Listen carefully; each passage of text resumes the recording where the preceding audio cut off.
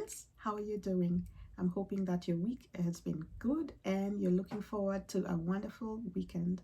I'm here with another topic for today, and today I want to talk about the type of friends that you have, knowing the people that are around you and why that's important. But before I go any further, I'm the African Girl Empowered. I put out videos from time to time on topics that are relevant to girls and women and getting them empowered so that they can live the life of their dreams. So if this is your first time here, thank you so much for joining and watching my video. You can go ahead and subscribe to this channel if you like the type of content that I'm putting out here, so that you can get notification every time I post a video. So let's get right to it. So the type of friends. So, or did you know that there are different types of friends? Sometimes talking with my friends, I like shoes. Sometimes talking with my friends, I would say that friends are like shoes. You need different ones for different occasions depending on what it is you're doing or where you're going. You wouldn't go with your high heels to play sport, for example. You need sports shoes for that. Or if you're going for a long walk or a hike, you need very comfortable shoes to get you through that. So friends are like that. There's some friends that are really good in helping you through the rough times. There's some friends who are really good in listening and giving you advice on different things, and there's some friends who are really good when it comes to having a good time and just having a great party. So you have to know what type of friends you have, who is good for what, so that you don't get disappointed when, for example, you're going to a friend who is just good for having a good time. When it's your birthday, when you're having an occasion, you're celebrating, they really make the party lively and enjoyable and fun, and then you go to them thinking that, oh, they were really good at that event, they were very sociable, we had a good time. And then, for instance, you're struggling with something. For instance, you're in school or higher education, and it's just getting so stressful for you, and you want someone to talk to, and you go to them and you're surprised by the reaction you get from them, or the response that they give you. They're just not interested, they just don't want to talk about that type of stuff, and you're wondering, is this a good friend, is this not a good friend? And so let's get right down to the type of friends. And so I found it very interesting one time when I was watching TD Jakes talk about this topic, and it really was insightful for me in terms of just analyzing and evaluating the type of friends that were around me. And then later on, I had a conversation with a friend and we were talking about this topic. So I was able to see that it's quite relevant, and I found it helpful for myself, and I'm hoping that it will be helpful for you. So the first type of friends are what TD Jakes call the constituents. And these, it's an interesting name because when I think of constituent, I think of politicians and rallying people to get them to vote for them. But in terms of this topic, these are the type of friends who are really sweet talkers, who will cheer you on a lot, but they're really with you for what they can get out of you. So they're very purposeful in terms of why they're relating with you, or why this friendship exists for them.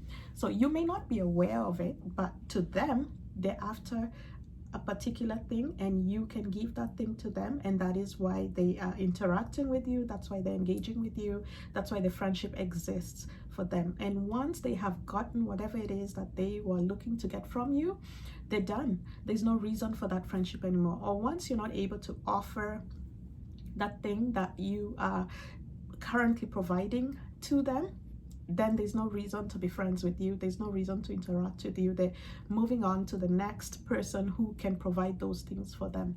And so it's very important to realize this, because sometimes we think that these are friends for life. It's very time limited, it's very intention driven, it's very purpose driven and deliberate. And so once you understand that, then you will know how to interact with them, or how to operate with these type of friends. So this is helpful in terms of when you realize that they were only after something that you can provide. So it wasn't really about you, the person, it was more about what you bring or what you give to them. And so the focus is not so much on you as a person, the focus is on what you're providing. That is their main goal. That is what they care about more than you as a person or as a friend. And so after some time, you will notice that if things start to shift in your life, for instance, you've changed jobs, or maybe you lost your job, or maybe you were married and then now you're divorced, or you were single and then now you're engaged or getting married, or maybe you're at a certain financial bracket, and then now your financial situation has changed, you're in a different financial bracket. You will notice changes with this friendship depending on a certain type of change that is occurring in your life, and that's how you know it's not stable, it's not consistent. It changes based on what is happening in your life. So that is one way of knowing this type of a friendship with a person who is really a constituent friend. And so one way to look at it is to reflect back and look at the look at the friends you've had over time, and notice if there's some of them whose your relationship with them has kind of changed based on what was happening in your life. You can just sort of reflect and then just write down. And what about your friendship changed? Is it the frequency of your interactions changed? Is it the nature of the interactions changed? Maybe you used to hang out a lot and do a lot of things, and then suddenly you are only calling each other once in a while, or it's down to text, and then you're wondering what has been going on. If you do this exercise, you will get to realize who your constituent friends are, and then it's up to you to decide how you want to go on. I'm not saying that you should just disregard this type of friends, but it's just a matter of being aware. It's just a matter of knowing who's around you. And so that is the constituent type of friends. And I would say that to me, it sounds like they're somewhat narcissistic. They may not have narcissistic personality disorder, but they may have narcissistic tendencies where it's about what they can gain from you, and if they're not gaining that particular thing that was of interest to them, then they're gone. Or if they are able to provide that thing for themselves, which is even better for them, then they're gone. So at times it may be coming to you for lots of information, lots of questions. Every time you interact with them, they want to find out all the details. They want to find out this, that, and the other. And once they get that information, the next thing you hear is that they have gone ahead and done that exact thing that you were doing, and they were coming to you for information. So the second type of friendships, or the second type of friends out there, these are comrades. And the comrades are there for what you are against. So they are also against what you're against. So it's sort of like you guys are coming together to fight against a common enemy, or a fight that you guys are in together, or like you're struggling against the same thing, you're facing the same struggle. So really what is bringing you together are those struggles that are common to both of you. So when you're having a shared experience and it has to do with something that is there that you would prefer for it not to be there, for example, a friendship based on that you're both single or you're both divorced, and so you're a group of single moms, for example. This is just an example, and that is where your bond is coming from. And so you are together and you're going through this experience together, and you may mistake that for a friendship, but really the person is there just because you're sharing this common experience. And it's maybe you're looking for to get remarried again, or to get into another relationship, a stable, loving, committed relationship. And so once one of you gets married, you notice that that friendship is dissolved because you're no longer facing the same struggle. So that was what the friendship was about. Or for example, you're both trying to get into this program, and you're both looking for ways to get into this program. And so that common experience is what is bringing you guys together. Once one of you gets into that program, then that friendship is sort of dissolved, or that person is no longer interested in you interacting with you anymore. They're no longer putting effort into this friendship anymore. You don't see them that much anymore, and you're wondering why. It's because your situation has changed and you're no longer facing the same struggles. So they feel like you are not going to help them that much anymore. And so that type of a friendship is like a scaffolding on a building.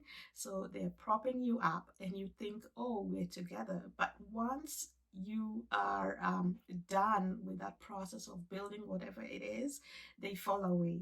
But at that time, that's when you realize it was more about that experience that you were in together than it was about you as a person, and being there for you as a person. And so this type of friendship is also an interesting one, because you will notice that most of the interactions will be based on whatever situation it is that you're both going through, or whatever common struggle it is that you both have. Most of the discussions will be about this, and how to overcome this situation, or how to navigate this area of your life. And so it's again for you to just be aware of the types of friends that you have and who is what, so that you can interact with them with this knowledge and awareness, so that you're not surprised when certain things start to shift based on your situation. And so the third type of friend is a confidant. And so a confidant are usually people who are there through thick and thin. So a confidant is someone who is a true friend, as we'll say, that they are there for you, the person. It's not so much about what you're struggling through at the moment. It's not so much about what they can gain from you, but it's more about just you. And regardless of what you're going through, or um, whatever it is that you're offering. And so a confidant usually um, is there. They may not interact with you so much. They may not be the person that you're hanging out with throughout and every day, and you're doing all sorts of things together. No, sometimes they are in the background, but you will know that they're always there. You can always count on them, because the friendship doesn't change based on whatever situation is occurring in your life, whatever struggle you're going through, whatever stage of life you're in. It's consistent, it's stable, and it's consistent. And they're usually there to help you to achieve your purpose in life. So they're usually very stable, and they don't get carried away by whatever struggle you're going through, and they don't get carried away by temporary situations in your life. They see you for who you are, your soul, the inside of you, and they're there to support you to achieve your bigger purpose in life. And so they will not want anything from you in order to support you. You will notice that you interact with them, and after the interaction, you feel energized, you feel like you're not drained, you feel like they were just not contacting you because they wanted some information from you, or they wanted to know something from you that is going to be helpful for them. It will not be any of those things. It will just be, I just want to know how you're doing. I'm just contacting you to see how you're doing. That's it. Are you good? Good. Okay, fine. Thank you. That's it. I just wanted to know that you're okay. If you need anything, let me know. That type of a friend. So if again you sit back and reflect based upon the friends that you have currently in your life, you can sort of know, you would already know who your confidant is. It's something that would just be there. And if you are not aware of who your confidant is, just look back at the friends that you have and try and use these three sort of categories to determine who is a constituent. And you can know this by the quality of interactions that you have. Do those interactions always involve, can I get this? How did you do this? I'm trying to do this. Are you able to help me with this? Or that sort of thing. There's always a reason behind them contacting you, and that usually involves them receiving something from you. Either it's money, information, They just want you to listen to them, sort of thing. Um, it ideas, it would be something that they're gaining from you, and when you look at it, you're not gaining anything in return. Most of the time you're doing the giving, they're doing the receiving. And when your situation changes, you're no longer able to give that thing, then you don't hear from them for a really long time. The second type of friend is a comrade, and this one is usually about the common struggles. So once they realize that you're also facing the same struggle that they are facing, then you have something to talk about, you have something to bond over, and most of your conversations will be focused around that topic that is a common struggle for both of you. And once you overcome that struggle or whatever it is, because struggles are all temporary, and so once you overcome that situation or that struggle, you notice that the nature and the quality of your interactions has changed. Either they don't want to see you anymore, either they're very busy, or that you can't relate anymore. You don't have something to relate about anymore. Either they feel that your situation has changed, so you've changed. They'll even say, oh, you've changed nowadays since this and this happened, you've changed. So that's how you'll know that that was actually a comrade and not a confidant.